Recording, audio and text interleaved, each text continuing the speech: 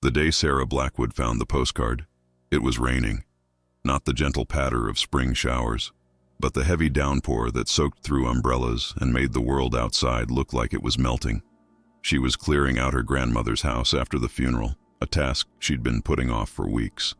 The attic was the last frontier, a dusty realm of forgotten treasures and mundane junk. The postcard was in a wooden box, tucked between yellowed newspaper clippings and faded letters. It was a wedding photo, the edges worn and colors faded to sepia tones. Sarah turned it over in her hands, squinting at the date written in faded ink, June 12, 1912. The handwriting was elegant but difficult to read, the message brief, "Our wedding day. I wish you could have been there." It was signed, Elizabeth. Sarah didn't recognize the bride or groom in the photo. The bride wore a high-necked lace dress typical of the early 1900s, her expression solemn rather than joyful. The groom stood stiffly beside her, his mustache perfectly trimmed, his eyes looking slightly past the camera. There were other people in the background, but the image was too small and faded to make out details. What caught Sarah's attention was a smudge beside the bride, something that looked like a photographic error, or perhaps damage to the postcard. She tucked it into her pocket, thinking it might be interesting to research later. Family history had never interested her much when her grandmother was alive, but now that she was gone, Sarah felt a strange pull toward these fragments of the past. Back at her apartment that evening, Sarah examined the postcard under the bright light of her desk lamp. The smudge was still there, a vague shape that could have been anything, a photographic anomaly, a person partially cut from the frame or just damage to the aging paper. Sarah worked as a digital archivist at the university library, a job that had taught her a thing or two about restoring old images. On impulse, she decided to scan the postcard and see if she could enhance it. It was something to distract her from the emptiness of her apartment and the grief that still hit her at unexpected moments. The scan revealed more detail than she could see with the naked eye. The wedding party was clearer now. 5 bridesmaids in identical dresses, groomsmen with stiff collars and stern expressions. But the smudge beside the bride remained unclear, a grayish blur that seemed out of place in the formal composition of the photograph. Sarah opened her image editing software and began to work, adjusting contrast and sharpness, trying to pull more detail from the scan. It was tedious work, but she found herself becoming increasingly absorbed as the image gradually revealed more of its secrets. After an hour of careful adjustments, she sat back and stared at her screen. The smudge had resolved into something that made her breath catch in her throat. It wasn't a photographic error. It was a figure standing directly beside the bride, a figure that seemed to be wearing a wedding dress identical to the bride's, but its face was wrong, distorted, as if someone had taken a human face and stretched it just beyond the bounds of what looked natural. Sarah zoomed in further, feeling a chill despite the warmth of her apartment. The figure's eyes were too large, its mouth stretched in what might have been a smile but looked more like a grimace. And it was looking directly at the camera, while everyone else in the photo gazed slightly off to the side, as was common in photographs of that era. "What the hell?" Sarah muttered, leaning closer to her screen. The figure was so clear now that she couldn't understand how she hadn't seen it immediately. It was as if it had emerged from the photograph only after she'd started working on it. She saved her work and closed the laptop, suddenly uncomfortable with the image. Outside, the rain had stopped, but clouds still obscured the moon, making the night unusually dark. Sarah made herself a cup of tea, trying to shake off the unease that had settled over her. It was just an odd photographic anomaly, she told herself. Old photos often contained strange shadows or double exposures that could look eerie to modern eyes. There was nothing supernatural about it.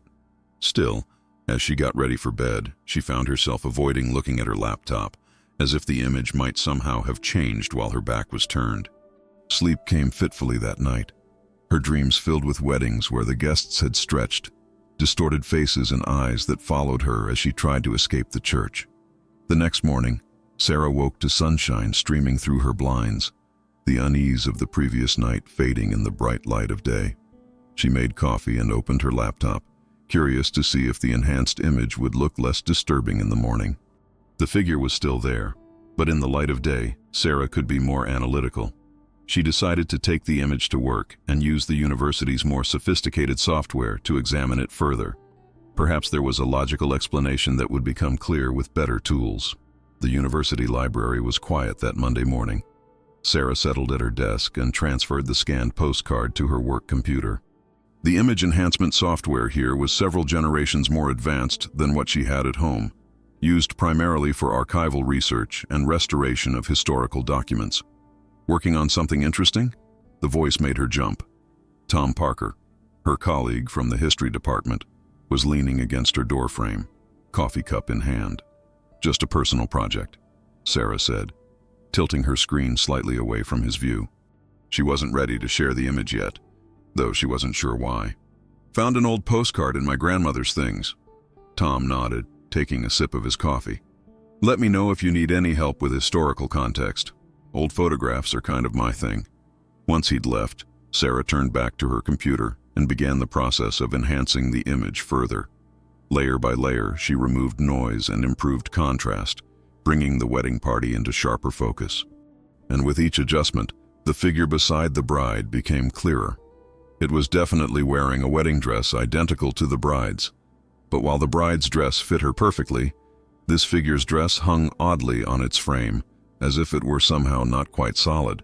Its face remained distorted, the features recognizable as human, but somehow wrong in proportion and placement. Sarah zoomed in on the bride's face next, noticing for the first time that while her expression appeared solemn at first glance, there was something else there. Fear. The bride's eyes were wide, her smile tight, her body angled slightly away from the strange figure beside her. Could the bride see it? The question popped into Sarah's mind unbidden. She shook her head, annoyed with herself. She was being ridiculous. This was clearly some kind of double exposure or photographic trick, not a supernatural entity visible only to the bride and the camera. Yet the more she worked with the image, the more convinced she became that whatever was standing beside the bride was not supposed to be there. Everyone else in the photo was positioned formally, facing the same direction, properly spaced. This figure seemed to have inserted itself into the composition, disrupting the careful arrangement of the wedding party. Sarah decided to do some research on the people in the photograph. The postcard was signed Elizabeth, which she assumed was the bride. But who was Elizabeth? And who had she been writing to? She turned to the university's genealogical database, searching for weddings in 1912 where the bride was named Elizabeth. Without a last name, she had to sift through hundreds of results, looking for any that might match the people in the photograph.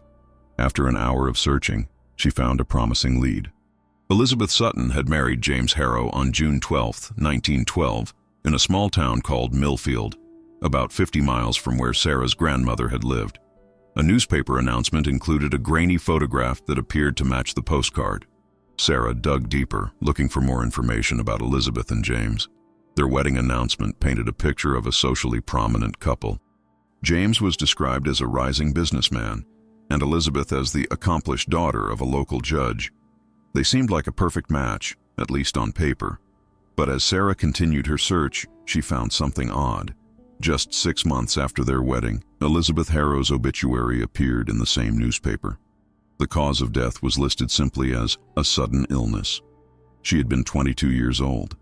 Sarah sat back in her chair, a chill running down her spine, despite the warmth of her office. Elizabeth had died so soon after her wedding, and in that wedding photo, there was a strange figure standing beside her, a figure that seemed to be wearing an identical wedding dress. Her phone rang, startling her out of her thoughts. It was the library's front desk, letting her know that an older gentleman was asking to see her. He claimed to be a distant relative who had heard she was researching family history. Curious, Sarah went downstairs to the lobby. The man waiting for her was in his 70s, with a neatly trimmed white beard and bright blue eyes that seemed younger than his face. He introduced himself as Robert Blackwood, a second cousin of her grandmother's. "I heard through the family grapevine that you're clearing out Margaret's house," he said after they'd settled in the library's small cafe, "and that you've taken an interest in some old family photographs." Sarah hadn't told anyone about the postcard except Tom, and she hadn't mentioned any family connection. "How did you know that?" she asked, suddenly wary. Robert's expression was grave. "Because I've been waiting for someone to find it. The postcard of Elizabeth and James's wedding." Sarah felt a chill that had nothing to do with the cafe's air conditioning. "How do you know about that?" "Because I've seen it before. And I know what happens to people who look too closely at it." He leaned forward, his voice dropping to almost a whisper. "Have you noticed anything unusual about the photograph?" Sarah hesitated, then decided to be honest. "There's a figure standing beside the bride. It's not clear in the original, but when I enhanced the image..." Robert nodded, his expression grim. "The figure is wearing a wedding dress identical to Elizabeth's." "Yes." Sarah's mouth felt dry. "What is it? Some kind of double exposure?" "That's what I thought at first too, but it's not." Robert took a sip of his coffee, his hands trembling slightly. "Elizabeth Sutton was supposed to marry my great-uncle William Blackwood. They had been engaged for over a year. The wedding was planned, the dress was made. But 3 weeks before the ceremony, Elizabeth broke off the engagement and announced she was marrying James Harrow instead." Sarah frowned. "People change their minds about relationships all the time. Not like this. Elizabeth and William were deeply in love. Everyone said so. Then suddenly she was marrying a man she had barely known for a month." Robert's eyes took on a distant look. William was devastated. He paused, seeming to struggle with the words. "He took his own life the night before Elizabeth's wedding to James." Sarah felt a pang of sympathy for this long-dead relative. "That's tragic, but I don't see what it has to do with the figure in the photograph." According to family stories, William's sister Victoria was furious about what had happened. She blamed Elizabeth for William's death. Victoria had always been different. She was interested in things that proper young ladies of that time weren't supposed to know about. Occult things. Robert looked uncomfortable. "The story goes that Victoria performed some kind of ritual the night before Elizabeth's wedding. No one knows exactly what she did, but she promised that Elizabeth wouldn't escape the consequences of her actions." Sarah stared at him, torn between skepticism and the undeniable chill his words sent through her. "Are you suggesting that the figure in the photograph is some kind of, what, a ghost? A curse?" "I don't know what it is," Robert admitted. "But I do know that Elizabeth died 6 months after her wedding. And I know that other people who have possessed that postcard and looked too closely at it have met with tragedy." "That sounds like a campfire story," Sarah said, trying to sound more confident than she felt. "Correlation doesn't imply causation. Elizabeth probably died of influenza or some other disease that was common back then." Robert nodded, conceding the point. "Perhaps. But consider this. The postcard you found belonged to my grandmother, Victoria's daughter. She died in a house fire when my mother was just a child. The postcard somehow survived and passed to my mother, who suffered a series of strokes before she was 40. After her death, the postcard disappeared for decades. Now it's resurfaced in your grandmother's possession, and she died in a car accident that no one could explain."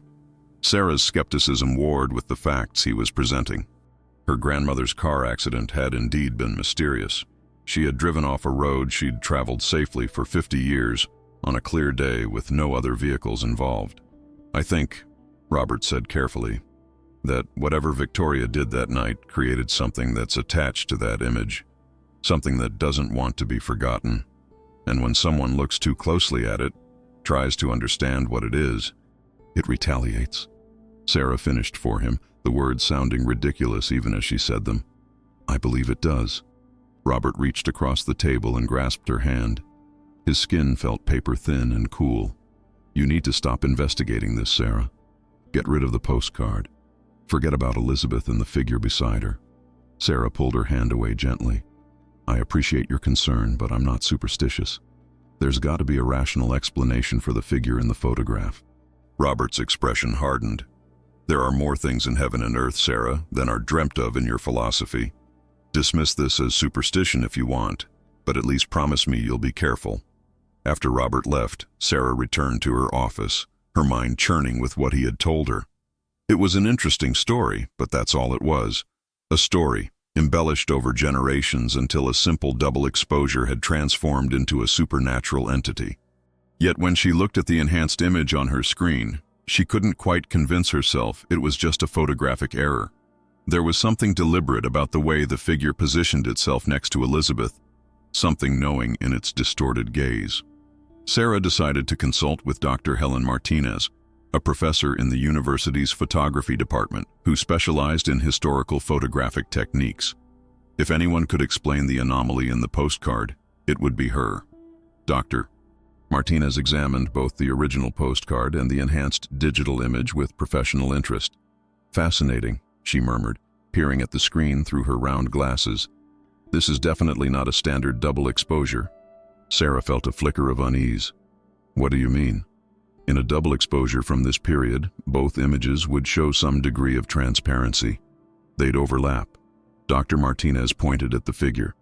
"This appears solid, just like the other people in the photograph. And look at the lighting. The shadows fall correctly for its position.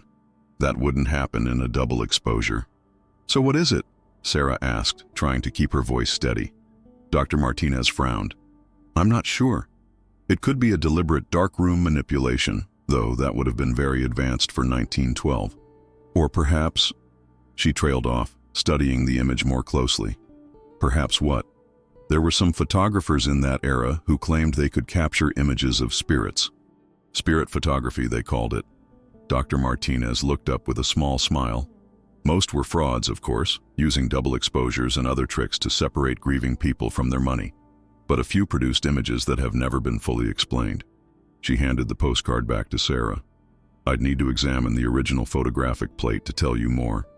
This is just a printed postcard, a second-generation image at best." Sarah thanked Dr. Martinez and returned to her office, more unsettled than before. The expert's inability to explain the figure as a simple photographic error lent an uncomfortable weight to Robert's warnings.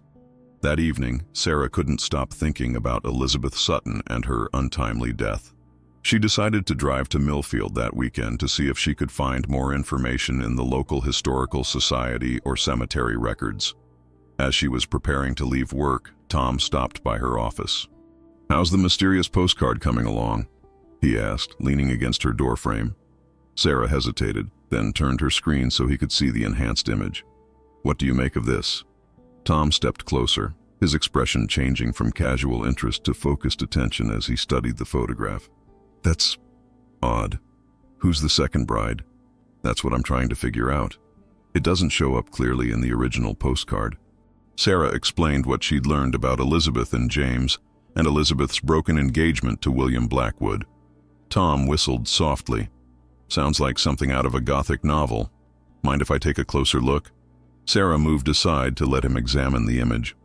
Tom had a background in historical research before moving to library sciences, and his attention to detail was impressive. After a few minutes of silent study, he straightened up. "There's something written on the wall behind the wedding party. Did you notice that?" Sarah leaned in. She hadn't seen it before, but now that Tom pointed it out, she could make out faint letters scratched or painted on the wall behind the group. They were barely visible, and the angle made them difficult to read. "Can you make it out?" she asked. Tom shook his head. "Not completely, but it looks like 'Remember the promise,' or possibly 'Remember your promise.' Hard to be sure without better enhancement." A promise. William's sister Victoria had promised that Elizabeth wouldn't escape the consequences of her actions. Sarah felt that same chill she'd experienced when Robert was telling his story. "I'm planning to go to Millfield this weekend to do some research," she told Tom. "Want to come along? 2 researchers are better than 1. Tom agreed readily, his academic curiosity piqued by the mystery. They arranged to meet on Saturday morning for the drive to Millfield. That night, Sarah dreamed of a wedding. She was standing in a church watching as a bride walked down the aisle. The bride's face was hidden behind a thick veil, but something about her gait seemed wrong, as if she were being pulled forward by invisible strings rather than walking of her own accord. As the bride reached the altar, she turned slowly to face the congregation. Sarah tried to see her face through the veil, but all she could make out was a stretched, distorted smile. Then the bride raised a hand and beckoned directly to Sarah, who found herself moving forward against her will. She woke with a gasp, her heart pounding. The digital clock beside her bed read 3:17 a.m., and her room was dark except for a strange, faint glow coming from her desk. Her laptop, which she was certain she had shut down before going to bed, was open, the screen illuminating the darkness with the enhanced wedding photograph. Sarah froze, staring at the laptop from her bed. She hadn't left it open. She was absolutely certain of that. Slowly, she got out of bed and approached the desk, her pulse racing. The image on the screen was the wedding photograph, but something had changed. The figure beside Elizabeth seemed to have moved slightly, turning more directly toward the camera, and its distorted face now bore an unmistakable expression: hunger. Sarah slammed the laptop shut and backed away from the desk. This wasn't possible. Images didn't change on their own. She was letting Robert's story and her own imagination get the better of her. She turned on every light in her apartment and made herself a cup of tea with shaking hands. Outside, the night was quiet, the street empty. She considered calling Tom, but what would she say? That she was spooked by a photograph? That she thought it had somehow changed itself while she slept? He'd think she was losing her mind. By the time morning came, Sarah had almost convinced herself that the incident with the laptop had been part of her dream. The alternative, that something connected to the photograph had actually manifested in her apartment, was too disturbing to contemplate. She met Tom as planned on Saturday morning, the original postcard tucked safely in her bag. She decided not to look at the digital version again until she had more information. Millfield turned out to be a charming small town that had preserved much of its early 20th century architecture. The Historical Society was housed in what had once been the town hall, a brick building with white columns that dominated the town square. Inside, they were greeted by an elderly volunteer named Dorothy, who was delighted to help when they explained their research interest in the Sutton-Harrow wedding of 1912. "The Suttons were one of our founding families," Dorothy told them as she led them to the archives room.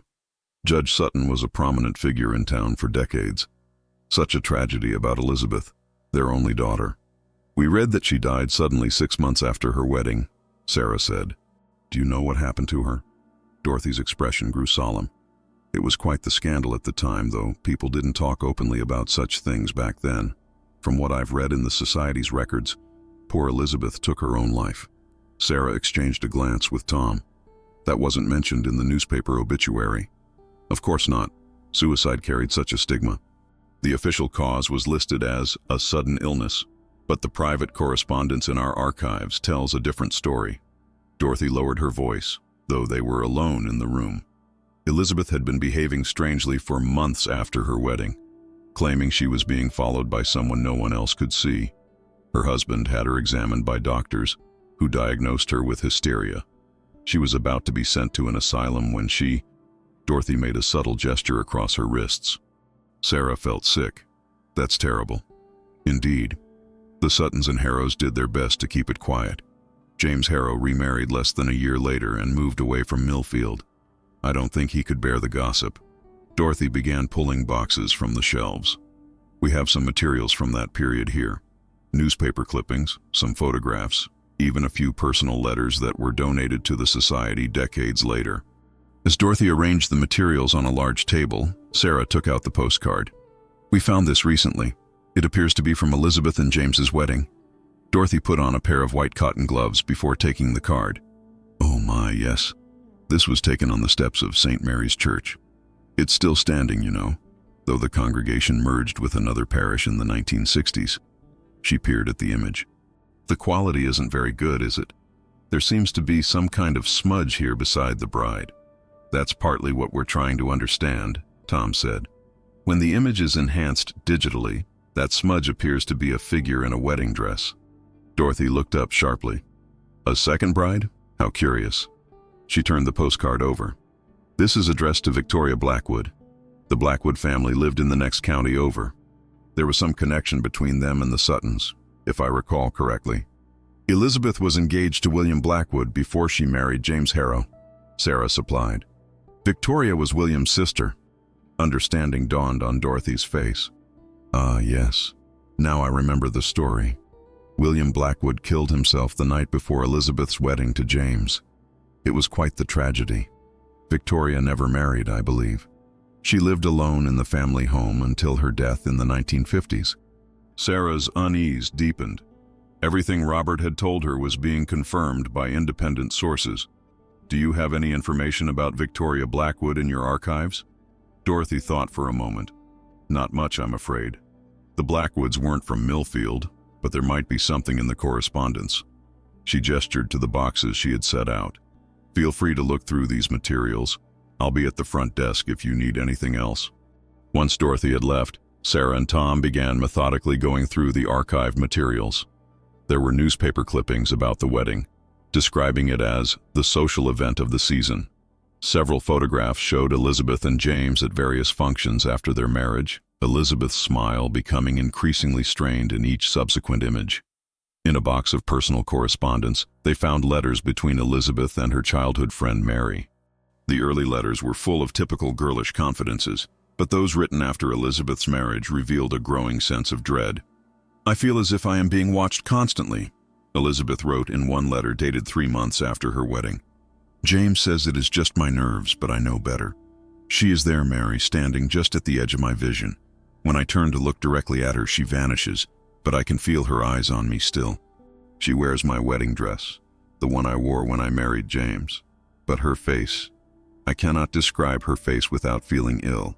It is not a human face, though it tries to be."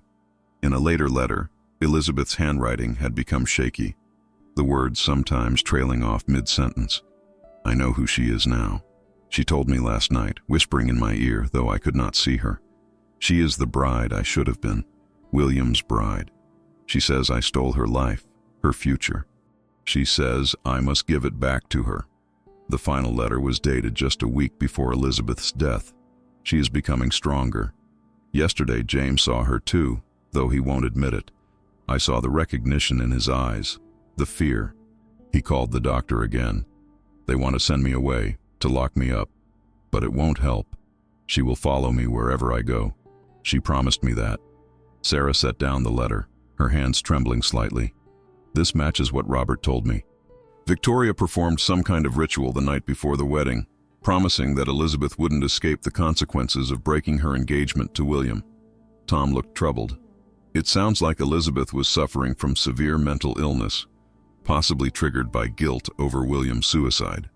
Or she was being haunted by something Victoria created," Sarah countered, surprised by her own willingness to consider a supernatural explanation. "You saw the figure in the photograph. How do you explain that?" Tom didn't have an answer. They continued searching through the archives, finding a few more references to Elizabeth's nervous condition, but nothing that definitively explained the figure in the wedding photograph. As they were preparing to leave, Dorothy returned with a thin folder. "I remembered we have a small collection of items related to unusual occurrences in Millfield's history. This might interest you." She handed the folder to Sarah. "It's an account written by the photographer who took the wedding pictures for Elizabeth and James. It was donated to the society in the 1950s, after his death. The account was written in faded ink on yellowing paper, the handwriting precise but showing signs of agitation in its increasingly pressed letters. I have kept this secret for many years," the account began, "but as I near the end of my life, I feel compelled to record what I witnessed at the Sutton-Harrow wedding on June 12, 1912. I have been a photographer for over 30 years and have documented hundreds of weddings, but never have I seen anything like what appeared in my darkroom that night." The photographer, Harold Jenkins, described setting up his equipment on the steps of St. Mary's Church. Everything had proceeded normally during the ceremony and the formal photographs afterward. It was only when he developed the plates in his darkroom that he noticed something strange. In the main wedding party photograph, there appeared a figure I had not seen during the session. It stood beside the bride, wearing what looked like an identical wedding gown. At first I thought it was a flaw in the plate or an error in the development process. But as I examined it more closely, I realized with growing horror that the figure had a face, distorted and inhuman, but undeniably looking directly into my camera. Jenkins wrote that he had considered destroying the plate but had been afraid to do so. Instead, he had printed the photographs as ordered, hoping no one would notice the anomaly. To my surprise, no one commented on the strange figure. It was as if they could not see it, though it was clearly visible to me. Only the bride, when handed her copy, went pale and dropped it as if it had burned her fingers. She looked at me with such terror that I knew in that moment that she could see it too. The account ended with a warning. I write this not for sensation or to tarnish the memory of the Sutton and Harrow families, but as a caution. There are things in this world that defy rational explanation, things that can be captured by a camera's lens, but perhaps should not be looked at too closely. I have never again photographed a wedding, and I keep the original plate locked away. Some images once seen cannot be unseen, and some, I fear, can see us in return." Sarah closed the folder, a chill running down her spine despite the warmth of the archive room. "He saw it too," she murmured, "and he said no one else commented on it, except Elizabeth." Tom looked troubled. "It's certainly strange, but people see what they expect to see. If the photographer hadn't noticed the anomaly, would Elizabeth have reacted that way?" "You're suggesting some kind of shared delusion?" Sarah asked. "Or a very clever hoax," Tom said. "We can't rule out the possibility that Jenkins manipulated the photograph himself, then created this account years later for attention or to add to local folklore." Sarah wasn't convinced. The terror in Elizabeth's letters had felt too real, too raw to be part of a hoax. And there was still the matter of the figure in the photograph, which neither Dr. Martinez nor Tom had been able to explain away as a simple photographic error. They thanked Dorothy for her help and left the Historical Society. On their way out of town, they stopped by the old St. Mary's Church, now used only for special occasions. The stone steps where the wedding party had posed for their photograph were worn with age, but still recognizable from the image. As they stood there, Sarah felt a sudden chill, as if a cold wind had passed through her, though the day was warm and still. For just a moment she thought she saw a figure in white at the corner of her vision, but when she turned to look directly, there was nothing there. "Are you okay?" Tom asked, noticing her sudden tension. "Fine," Sarah said quickly. "Just thought I saw something." She was beginning to understand how Elizabeth must have felt, questioning her own perceptions, wondering if she was imagining things. On the drive back, they discussed what they had learned. Tom remained skeptical of any supernatural explanation, suggesting that Elizabeth's mental decline and suicide could be attributed to guilt over William's death and possibly an unhappy marriage to James. "But what about the figure in the photograph?" Sarah pressed. "And the fact that both Elizabeth and the photographer saw it? Photographic anomalies can look very convincing," Tom said. "As for what they thought they saw, well, suggestion is powerful. If Elizabeth was already feeling guilty about William, and then saw something unusual in her wedding photo that seemed to connect to him, Sarah knew he was trying to be rational, to find a logical explanation for everything they had discovered. Part of her wanted to accept his reasoning, to dismiss the whole thing as an interesting historical footnote with a perfectly mundane explanation. But another part of her, the part that had woken to find her laptop open in the middle of the night, displaying an image that seemed to have changed, couldn't dismiss it so easily. And there was still Robert's warning about the fate of those who had possessed the postcard and looked too closely at its secrets. When Tom dropped her off at her apartment, he hesitated before she got out of the car. "Are you going to keep investigating this?" Sarah thought about it. "I'm not sure. Part of me wants to know the truth, but what if Robert is right? What if there is something dangerous connected to that photograph?" She couldn't believe she was saying this out loud, especially to Tom, who was so firmly rooted in rational explanations. To her surprise, Tom didn't immediately dismiss her concerns. "I don't believe in curses or haunted photographs," he said slowly. "But I do believe that some things are better left alone. This has clearly been disturbing you." He reached over and squeezed her hand briefly. "Maybe it's time to put it aside."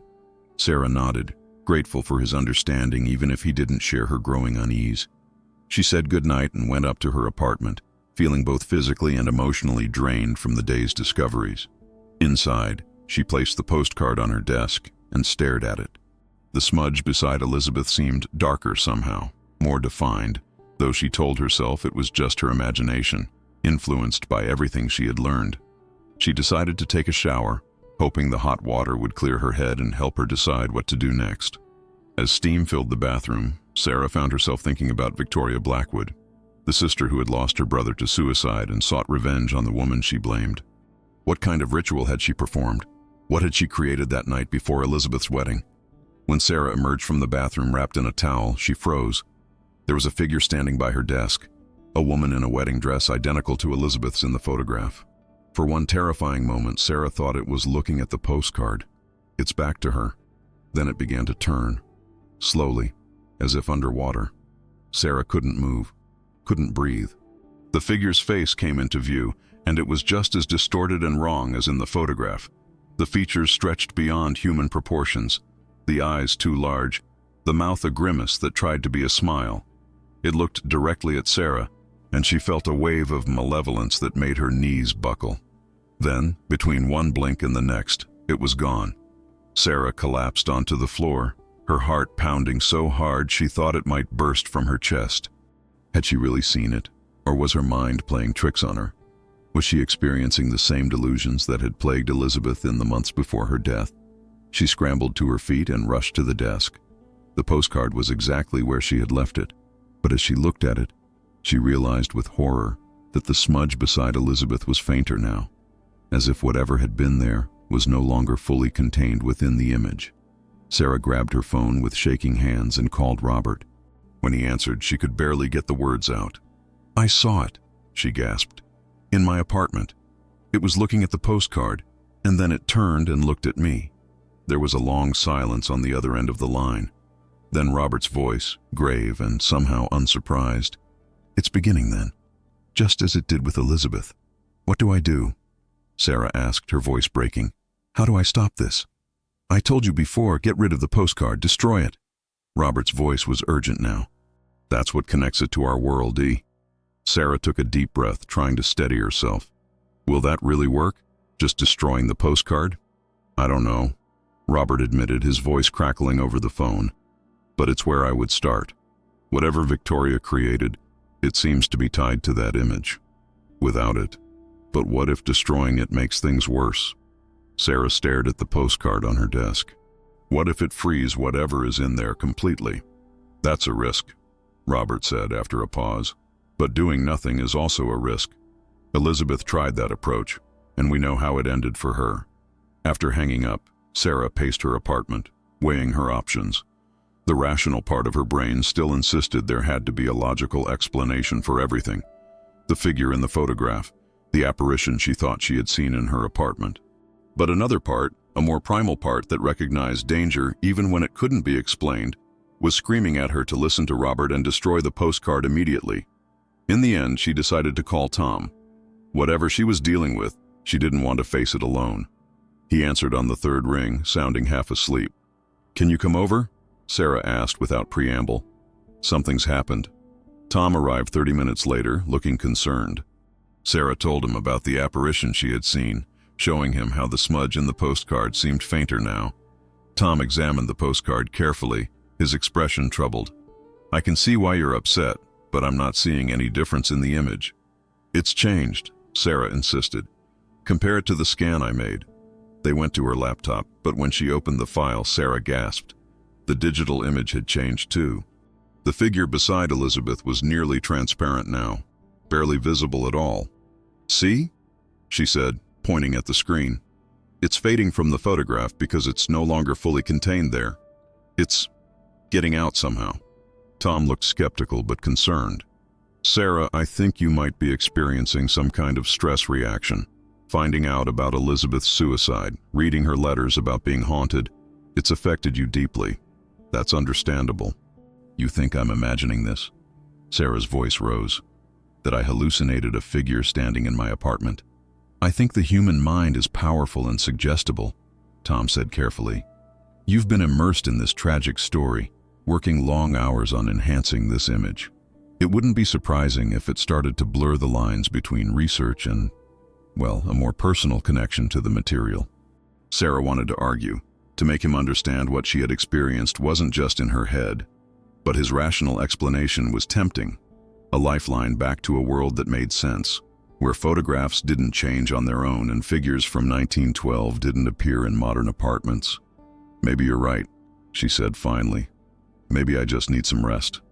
Tom looked relieved. "That's probably a good idea. Why don't you take a day off tomorrow? Step back from this for a bit." After Tom left, Sarah tried to follow his advice. She turned off her laptop, placed the postcard in a drawer where she wouldn't see it, and went to bed, hoping that a good night's sleep would restore her perspective. But sleep brought no peace. She dreamed of a church, dark except for candlelight, illuminating a single figure kneeling at the altar. As Sarah approached in her dream, she saw it was a woman in an outdated dress, her back to Sarah as she murmured words in a language Sarah didn't recognize. The woman turned, and Sarah saw her face was normal, human. A face twisted with grief and rage, but recognizably human. Victoria Blackwood, she knew somehow, performing her ritual the night before Elizabeth's wedding to James. Victoria held something in her hands, a photograph of William, her dead brother. As Sarah watched, Victoria pressed the photograph to her heart and continued her strange chant. The air in the church seemed to thicken, to darken around her, as if something was gathering there, drawn by her words and her grief. "A life for a life," Victoria said suddenly in English, her voice echoing in the empty church. "You took him from me. I will take everything from you." The darkness around her coalesced, taking on a vague human shape. Victoria reached out and touched it, her expression changing from grief to a terrible triumph. "Find her," she whispered to the shape. "Find Elizabeth. Show her what she has done. And when she can bear no more, bring her to me." The shape seemed to bow, acknowledging the command. Then it turned, somehow, though it had no clear front or back, and Sarah felt it become aware of her presence.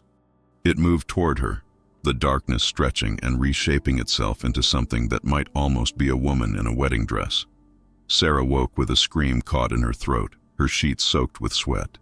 The dream had been so vivid, so real. It hadn't felt like an ordinary nightmare, but like a glimpse of something that had actually happened over 100 years ago. Victoria had created something that night in the church, something born of grief and rage and the desire for revenge. She had sent it after Elizabeth, and somehow it had found its way into the wedding photograph, where it had been partially trapped or contained, until Sarah had found the postcard and started looking too closely at what it contained. The realization hit her with sickening force. She wasn't just researching Elizabeth's story, she had become part of it. The entity Victoria had created was now aware of her, just as it had been aware of Elizabeth. And if Robert was right about the fate of those who had possessed the postcard before her, Sarah got out of bed and went to the drawer where she had put the postcard. She had to know if her dream was just a product of her subconscious or something more. The postcard was still there, but as she held it under the light, she saw with horror that the smudge beside Elizabeth was now completely gone. The bride stood alone beside her groom, the space next to her empty. Whatever had been in the photograph was now fully in Sarah's world. She dropped the postcard and backed away from it. Her mind raced, trying to process what was happening and what she should do. Robert had suggested destroying the postcard, but she now feared that would accomplish nothing. The entity was no longer contained within it. A sudden chill made her turn. Standing in the doorway of her bedroom was the figure from the photograph, more solid and defined than it had been before. It wore Elizabeth's wedding dress, but its body seemed wrong beneath the fabric, too tall and somehow misshapen. Its face was no longer just distorted, but shifting, as if it couldn't quite decide on a final form. Sarah backed away until she hit the wall. "What do you want?" she managed to ask, her voice barely a whisper. The figure tilted its head, the movement too fluid, like a puppet with loose strings. When it spoke, its voice was a rasp that seemed to come from everywhere and nowhere. "To finish." "Finish what?" Sarah asked, though she feared she already knew the answer. "What was started?" The figure moved closer, its movements jerky, yet somehow graceful, like a predator that didn't quite understand how its limbs should work. "A life for a life." Elizabeth understood in the end. "Now you will understand too." Sarah's mind worked frantically. The entity believed she was somehow connected to Elizabeth, part of the same story, the same revenge. "I'm not Elizabeth," she said, trying to keep her voice steady. "I have nothing to do with what happened to William." The figure paused, its shifting face settling briefly into an approximation of puzzlement. "You have the image. You looked into it. You saw me. That is enough." Sarah realized with growing horror that the entity didn't care who she was. It had been created for revenge, and that purpose had extended beyond Elizabeth to anyone who possessed the postcard and glimpsed its true nature. It was like a virus, spreading from host to host, fulfilling Victoria's desire for retribution long after Elizabeth and Victoria themselves were dead. "Victoria created you," Sarah said, an idea forming, "to punish Elizabeth for what happened to William. But Elizabeth is long dead. So is Victoria. Your purpose is fulfilled." The figure seemed to consider this, its form wavering slightly. "Not fulfilled. Not complete." It moved closer still. Victoria's pain continues, so I continue. Sarah frowned, confused. Victoria is dead. She died in the 1950s. The figure's face shifted into something that might have been a smile. Her pain lives in me, her rage, her purpose. I am Victoria's grief made flesh. I will not end until all who see me pay the price. Sarah realized she was dealing with something that couldn't be reasoned with, couldn't be appealed to on logical grounds. It existed for one purpose only, and it would not stop until that purpose was fulfilled, or until it was somehow destroyed or contained again. She needed to find out how Victoria had created it, what ritual she had performed in that church. There might be clues in the historical records, in Victoria's personal papers if they still existed somewhere. But first, she had to survive the night. The figure was between her and the bedroom door. Sarah looked around desperately for anything she could use as a weapon, though she had no idea if physical objects could harm this entity. Her eyes fell on the postcard, still lying on the floor where she had dropped it. A crazy idea formed in her mind. If the entity had been partially contained in the photograph before, could it be trapped there again? The photographer's account had mentioned the original plate, which he had kept locked away. What if the original plate had somehow served as a kind of prison for the entity, limiting its ability to manifest fully in the physical world? Sarah lunged for the postcard, snatching it up from the floor. The entity moved with inhuman speed, reaching for her with hands that seemed to elongate as they stretched toward her. Sarah rolled away, clutching the postcard to her chest. "You belong in here," she said, holding up the postcard like a shield. "Not in this world, not anymore." The entity paused, its form flickering like a bad television signal. It seemed confused or perhaps wary of the postcard. Sarah pressed her advantage. "Go back," she commanded, trying to put all her will into the words. "Return to where you came from." For a moment, nothing happened. Then the entity let out a sound that might have been laughter, a terrible broken sound that made Sarah's skin crawl. "The door is open," it said. "It cannot be closed so easily." It lunged at her again, and this time Sarah couldn't dodge quickly enough. Its hand, cold as ice and somehow both solid and insubstantial, closed around her wrist. Pain shot up her arm, as if her very life force was being drained where it touched her. Sarah cried out and struck at the entity with the postcard, the only weapon she had. To her shock, the postcard passed through the entity's form, and where it passed, the entity seemed to waver, its outline becoming briefly indistinct. Understanding dawned. The postcard might not be able to contain the entity anymore, but it could still affect it somehow. Perhaps because it had been the entity's prison for so long, or because it was connected to the original plate that the photographer had created. Sarah slashed at the entity again with the edge of the postcard, and again it seemed to disrupt its form temporarily. It wasn't much, but it gave her enough time to break free of its grip and scramble toward the door. She ran through her apartment to the front door, the entity pursuing her with that same unnatural flowing movement. Sarah fumbled with the lock, threw the door open, and fled into the hallway. She needed help, needed to find someone who might know how to deal with this thing Victoria had created. Her first thought was Robert. He knew more about the family history, about Victoria and her connection to the occult. But it was the middle of the night, and she didn't have time to reach him. The entity was right behind her, moving through her closed apartment door as if it were mist. Sarah ran for the stairs, her bare feet slapping against the cold concrete. She still clutched the postcard, her only defense against the entity, however feeble it might be.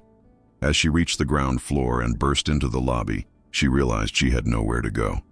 It was nearly 3 a.m., the streets empty, no safe haven in sight. Then she remembered St. Mary's Church, where Elizabeth and James had been married, where the wedding photograph had been taken. If Victoria had performed her ritual in a church, perhaps a church was also the place where her creation could be undone. The nearest church was St. Stephen's, just 2 blocks from Sarah's apartment building. She ran toward it, the night air cold against her skin, aware of the entity flowing behind her like a shadow with substance. St. Stephen's was locked, of course, but there was a small garden beside it with stone benches and a simple altar for outdoor services. Sarah headed there, hoping the sacred ground might offer some protection. As she entered the garden, she felt the entity hesitate. It stopped at the entrance, its form rippling as if it were encountering resistance. Sarah backed toward the altar, watching as the entity tested the boundary, pushing against some invisible barrier that seemed to be keeping it from entering the garden fully. It wasn't completely stopped, she realized with dismay. It was still coming, but more slowly, as if moving through thick mud rather than air. The sacred ground was hindering it, but not stopping it entirely. Sarah reached the altar and turned to face the approaching entity. She had no plan, no idea what to do next, only the desperate hope that this place might offer some advantage she hadn't had before.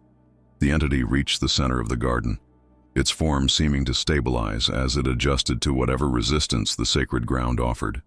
It fixed its shifting gaze on Sarah, and she felt its malevolence like a physical blow. "You cannot escape," it said, its voice clearer now, almost human, but with an undercurrent of something ancient and terrible. "Victoria's vengeance will be complete." "Victoria is dead," Sarah repeated, trying to keep her voice steady. "William is dead. Elizabeth is dead. There's no one left to avenge. No one left to punish." "You looked into the darkness," the entity said, moving closer still. "You saw what should not be seen. That is enough." Sarah held up the postcard. "I didn't mean to disturb you. I was just trying to understand a family mystery."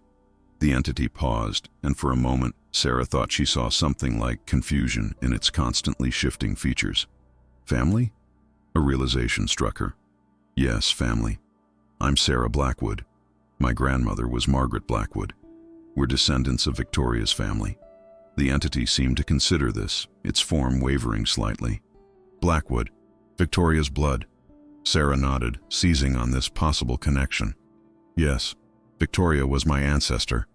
I found the postcard in my grandmother's things after she died." The entity moved closer, but its approach seemed less threatening now, more curious.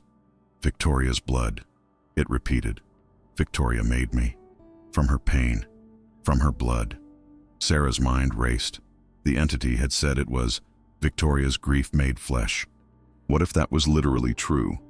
What if Victoria had used her own blood in whatever ritual she had performed, creating a connection between herself and the entity? "If Victoria made you," Sarah said carefully, "and I carry Victoria's blood, then we are connected too. You don't need to harm me. I'm part of the same family you were created to protect." The entity stopped just a few feet from Sarah, studying her with its shifting, inhuman gaze.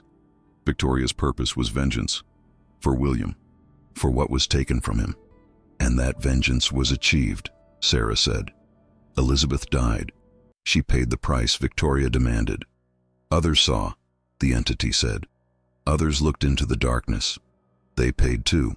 Sarah thought of Robert's warnings, of her grandmother's inexplicable car accident, of the trail of tragedy that seemed to follow the postcard. "Yes, they did. But I'm different. I'm family. Victoria wouldn't want you to harm her own blood." The entity was so close now that Sarah could feel the cold emanating from it. A deep, bone-chilling cold that seemed to leach the warmth from the air around them. Its face shifted constantly, sometimes appearing almost human before stretching into something grotesque and impossible. "Prove," it said suddenly. "Prove Victoria's blood." Sarah hesitated, unsure what it wanted. Then she remembered her dream. Victoria pressing the photograph of William to her heart as she performed her ritual. "William was my great-granduncle," she said. "He was engaged to Elizabeth Sutton, but she broke off the engagement to marry James Harrow instead.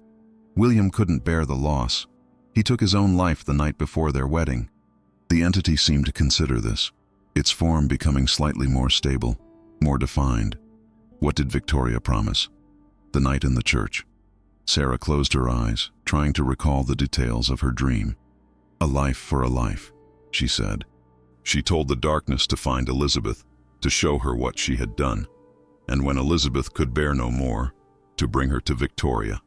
When she opened her eyes, the entity had changed. Its form was still not quite human, still wrong in ways that made Sarah's mind recoil. But it was more stable now, less like a constantly shifting nightmare, and more like something with a fixed, if terrible, identity. Victoria's words, it acknowledged. Victoria's purpose. "That purpose has been fulfilled," Sarah said. "Elizabeth is dead. She has been for over 100 years. It's time for you to rest, too." The entity was silent for a long moment, so still that it might have been a statue rather than a living thing. Then it spoke, and its voice had changed, becoming more recognizably female, though still with that undercurrent of wrongness. Not fulfilled, not complete. What more could Victoria want? Sarah asked, genuinely puzzled. Elizabeth paid with her life. Isn't that enough? Victoria's grief, the entity said. It lives in me. It will not end until I end, and I cannot end. Sarah felt a wave of despair. The entity was saying it couldn't be destroyed, couldn't be laid to rest.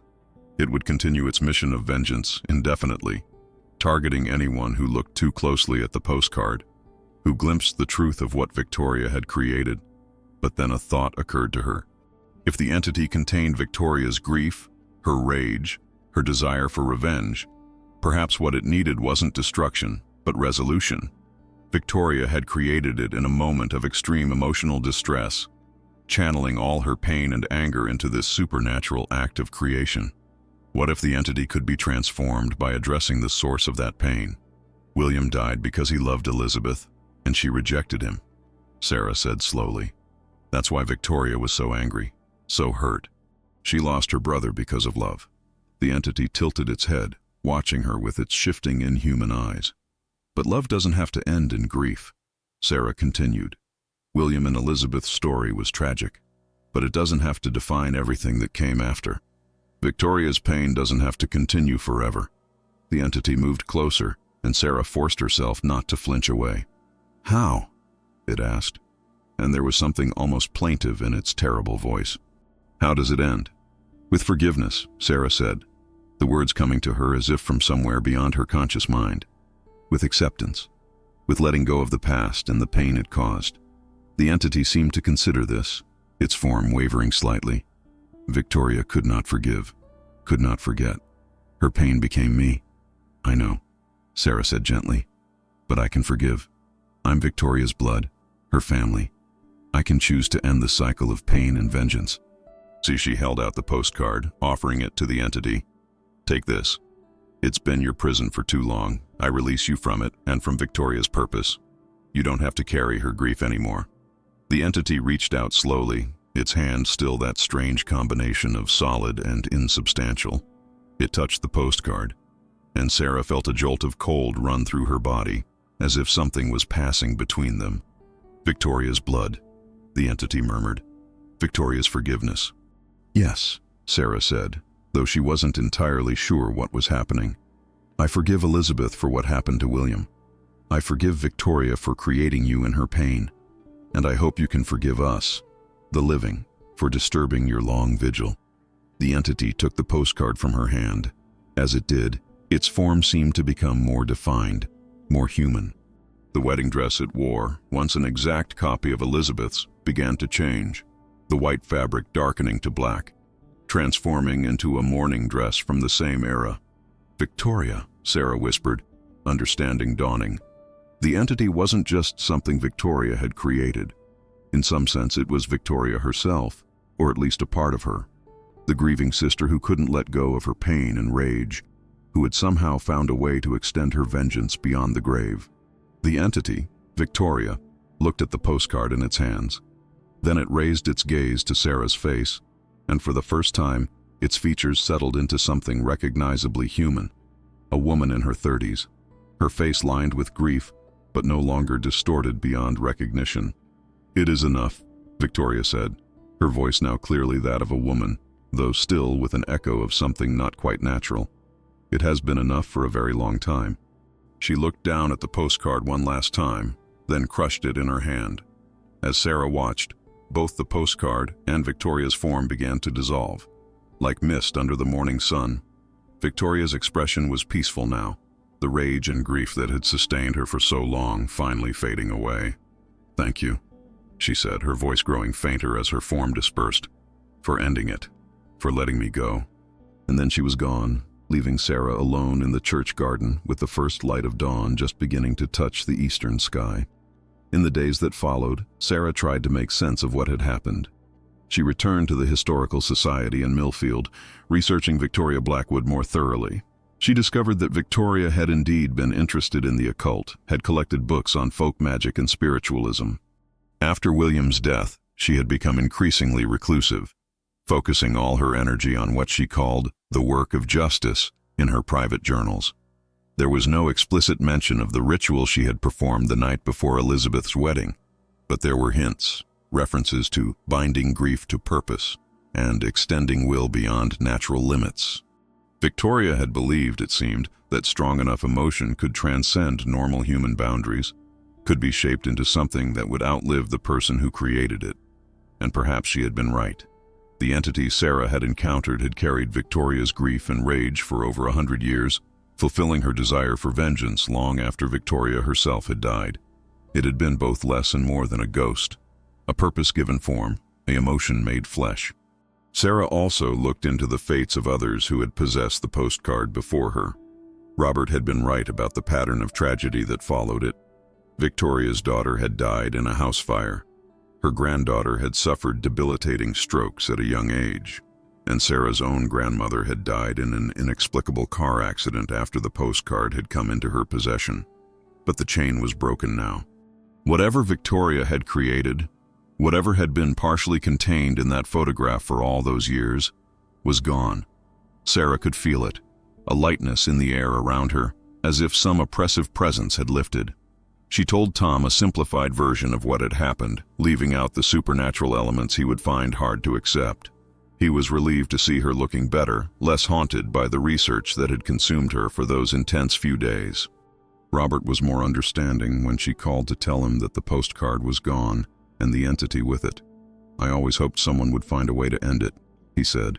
"I just never imagined it would be through forgiveness rather than destruction." "I think that's what Victoria needed all along," Sarah said. "Not more vengeance, but release from the grief that consumed her. She just couldn't find it in life."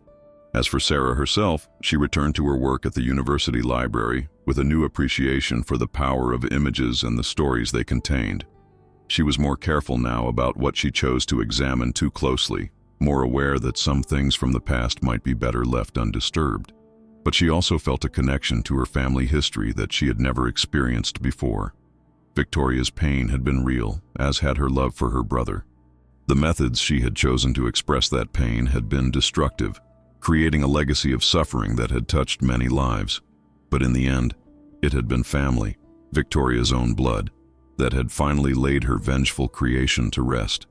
Sometimes, in the moments between waking and sleeping, Sarah thought she could feel a presence near her, not the malevolent entity from the photograph, but something gentler, more human. A woman in mourning clothes, finally at peace after a century of rage and grief. Victoria, watching over her descendant with what might almost be gratitude. And in those moments, Sarah would whisper into the darkness, "It's over now. You can rest."